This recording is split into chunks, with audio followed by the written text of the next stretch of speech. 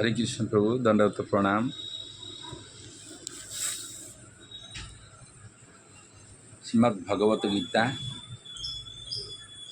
2 अध्याय 23 नंबर श्लोक। नैनं छिन्दन्ति शस्त्राणि नैनं दहति पावक न चैनं क्लेदयन्त्यापो न शोषयति मारुत। न नुहे एनम ए आत्मा छिन्दन्ति खंड खंड करी काटी पारे शस्त्राणि समस्त शस्त्र न नुहे एनम ए आत्मा को दहती दहन करे पोड़ी पकाए पावक अग्नि न नुहे च मध्य एनम ए आत्मा को क्लेदयन्ति आद्र करे आप जल न नुहे शोषयति शुष्क करे मारुत वायु पवन।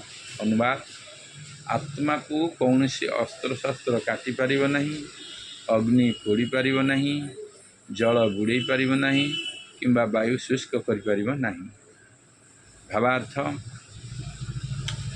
समस्त प्रकार अस्त्र शस्त्र खंडा तरुआल अग्नि वर्षा झड़ बतास आदि अणु आत्मा को मारी पारिबे नहीं।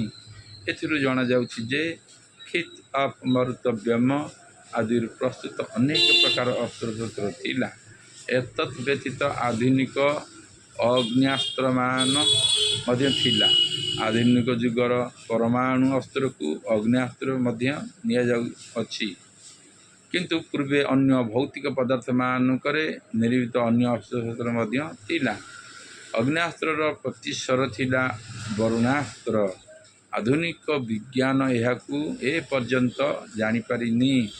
आधुनिक वैज्ञानिक मानकर मध्य भयंकर ध्वंसकारी वायवीय अस्त्र संबंध में ज्ञान नहीं। समस्त प्रकार वैज्ञानिक उद्भावन सत्वे अणु आत्मा को खंड खंड करा जाई पारिब नहीं किंबा कौन सी प्रकार अस्त्र साहाय्य ध्वंस करा जाई पारिब नहीं। मौलिक आत्मा बा परमात्मा ठारू जीवात्मा को काटी तैयारी करइबा केबे हेले संभवपर नथिला कि हेबा नहीं। जीवात्मा किपरि अविद्यारु प्रकटित हैला एवं परिमाणतः माया शक्ति द्वारा आच्छादित हैला यह मायावादी कदापि कहि पारिबे नहीं।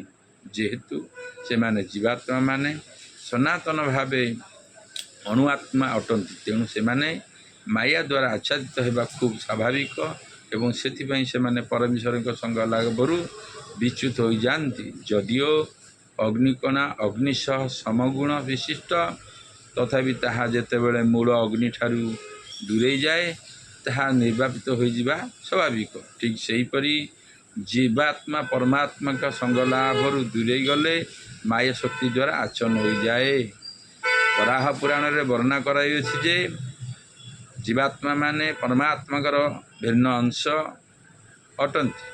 भगवत गीता अनुजाई से माने सनातन भाव एपरी अटंती। तेणु माया शक्ति कबल मुक्त होला परे मध्य जीवात्मा परमात्मा एक विभिन्न अंश हो रहे। यह भगवान श्रीकृष्ण अर्जुन को दि जाइथिबा शिक्षार परिष्कार भाव में जना जाउछि। अर्जुन कृष्ण ठारू ज्ञान प्राप्त होई मुक्त हेले से केबे हेले श्रीकृष्ण के सह मिसी एकाकार होई नथिले। हरे कृष्ण प्रभु दंडवत प्रणाम।